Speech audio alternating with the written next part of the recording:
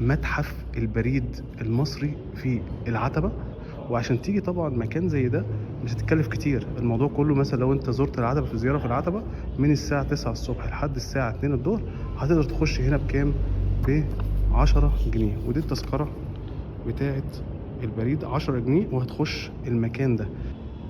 سؤال دايما بيكون على أذهاننا واحنا ماشيين على الطرق الرئيسية، بنلاقي فيه لوحات إرشادية بتقول لك باقي على القاهرة 100 كيلو، باقي 200 كيلو، باقي 150 كيلو. ده كله بنبقى مش عارفين فين بقى نقطة صفر، النقطة اللي بيبدأ منها وحدة الكيلومتر من القاهرة لأي محافظة تانية. الحقيقة إن إحنا موجودين هنا قدام النقطة دي موجودة في متحف البريد المصري في العتبة. وعشان تيجي طبعا مكان زي ده مش هتتكلف كتير. الموضوع كله مثلا لو انت زرت العتبة في زيارة في العتبة من الساعة 9 الصبح لحد الساعة 2 الظهر، هتقدر تخش هنا بكام؟ ب 10 جنيه. ودي التذكرة بتاعت البريد 10 جنيه، وهتخش المكان ده. في قدامك بقى تقريبا حوالي 15 قاع، وكل حاجة تتعلق بالبريد المصري موجود هنا.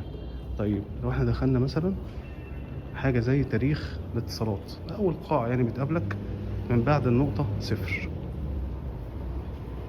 يشرح لك بقى حاجات كتير من أيام الفراعنة والكاتب المصري أو تمثال الكاتب المصري الحديث، وبعد كده العصر البطلمي وطرق إرسال الرسائل أو البريد، وبعد كده العصر الإسلامي واستخدام الحمام الزاجل. وطبعا يعني تفاصيل كتير داخل المتحف اللي مصمم بفن وإبداع، حاجة تحفة جدا. طريقة برايل برضو موجودة، هتقدر ان انت تستخدم فيها باللغة العربية واللغة الإنجليزية. المتحف كبير، بنتكلم تقريبا في 15 قاعة. الأطفال دخولهم ب5 جنيه، أو اللي هم الطلبة ب5 جنيه، ولكن الكبار ب10 جنيه. وده مش رقم خالص قدام العظمة. ده المكتب بتاع أول واحد أنشأ البريد المصري هنا في مصر، ده كان إيطالي. برضو في من ضمن الحاجات الحلوة داخل المتحف هنا برضو مقاعد جلدية لو حد حابب ان هو يستريح. الطوابع البريدية المصرية بأشكالها وأنواعها وكل حاجة، ده في القاعة رقم 3. فأنا لا ده كبير، المتحف كبير. برضو تعالوا هنكمل تجول داخل المكان التحفة. كل شبر بحاجة مختلفة، كل شبر بمنظر حلو، كل شبر هتشوف فيه تطور البريد المصري. يعني ده كان أول صندوق بريد في مصر دخل مصر هنا. بص شكله عامل ازاي، تطور تطور تطور. كان اسمه حتى بوسطة، عليه علم مصر بتاع زمان.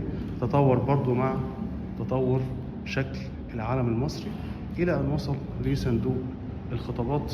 قبل بقى ما يبقى فيه بقى واتساب، وقبل ما يبقى فيه إيميلات، وقبل ما يبقى فيه كل هذا الكلام، الرسالة كانت عشان تنتقل من مكان لمكان كانت بتاخد مشوار كبير جدا لحد ما توصل لصاحبها. فده برضو كمان لبس ساعة البريد والرتب بتاعته وكل حاجة متعلقة بيه. فالمتحف كبير هنلف فيه، وطبعا مهما أشرح أو أطرح لازم تيجي زيارة مهمة جميلة حقيقي هتنبهر. ده من ضمن الحوالات البريدية، ده سنة 1930. فبتتكلم في حوالي لا كتير قوي. أول يعني دي من ضمن الحوالات النموذج لإذن بريد، حوالة بريدية موجودة. دي برضو الشنط والأكياس بتاعت البريد زمان. برضو احنا معاكم ستيب باي ستيب بنشرح برضو اهيت نماذج للأختام بتاعت البريد، حاجة تحفة جدا. نموذج مصغر لصندوق خطابات البريد المستعجلة. يعني بصوا ده مصنوع من جلد، بس طبعا يعني الشكل الحقيقي بتاعه كبير. ده بقى أول دفتر توفير بجد في مصر سنة 1901. شايفين؟ طيب هنكمل تجول داخل المكان. برضو المتحف تحفة فنية بجد. في برضو منطقة كيدز اريا للأطفال هنبقى نتفرج عليها واحنا ماشيين. دي برضو طوابع البريد وتطوراتها. وسائل النقل بقى، تعالوا نخش هنا على وسائل نقل البريد. ازاي كانوا بينقلوا البوسطة او كده. فطبعا بداية بقى من الجمال، الحصينة، عن طريق المراكب، وبرضو العربيات الكارو او العربيات اللي هي مخصصة للبريد. فلا الموضوع حلو جدا. برضو نظام تلفريك في الاماكن البعيدة او الصحراوية، الجبال، فكانوا عاملين نظام بريد ياخد الشوال بتاع البريد من النقطة ديت لحد النقطة اللي هناك. طبعا دي كلها كانت بتبقى مسافات كبيرة جدا عن طريق تلفريك. التلفريك ده احنا بنتكلم من زمان جدا برضو عشان يأمنوا الشوالة ديت. كانوا بيحطوا عليها من فوق زي شمع كده عشان يقفلها ويضمن اغلاقها. كمان برضو في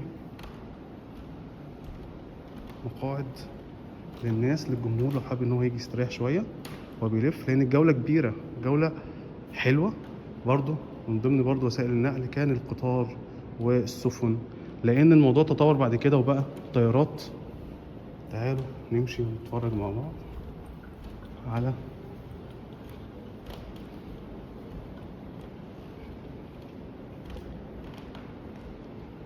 شوفوا كانوا بيبعتوا البريد عن طريق الجو، وطيارات مخصصة لده.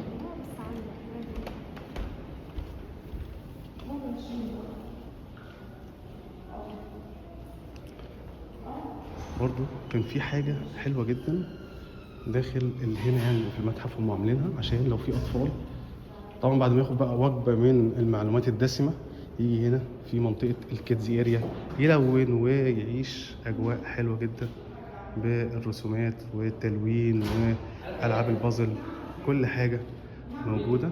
حتى كمان عاملين ايه نظام برضو ان انت تقعد هنا وتكتب الخطاب بتاعك وتحطه هنا في صندوق البريد. فالحقيقة الموضوع حلو جدا هنا داخل البريد المصري. برضو هنا قاعة للطوابع بكل أشكالها وطريقة عمل الطوابع.